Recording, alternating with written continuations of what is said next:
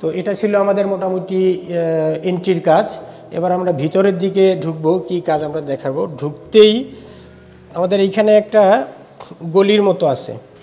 তো এই গলিতে আমাদের একটা শু র্যাক প্রয়োজন ছিল, যেহেতু গলিটা যাতে ছোট না হয়ে যায় সে কারণে আমরা শু র্যাকটাকে একটু কম ডেপথ দিয়ে আমরা ড্রয়ার সিস্টেম করব, যে ড্রয়ারটা জুতাগুলো খাড়া হয়ে থাকবে, আবার ড্রয়ার খুললে তখন জুতাগুলো বের করা এবং ঢুকানো যাবে।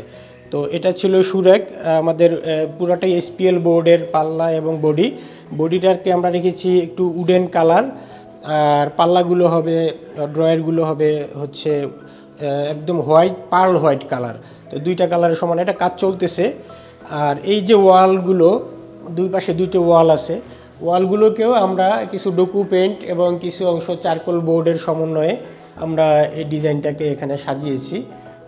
সমান ভাগ করে কিছু অংশতে এই লুবার টাইপের হোয়াইট কালার, আর কিছু অংশ এই যে গোল্ডেন এবং মার্বেল শেডের চারকোল বোর্ড।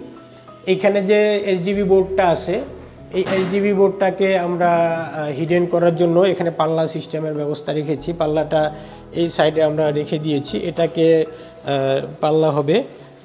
পাল্লা হওয়ার পরে এখানে অতটা বোঝা যাবে না যে এখানে একটা আমাদের এইচডিবি বোর্ড আছে।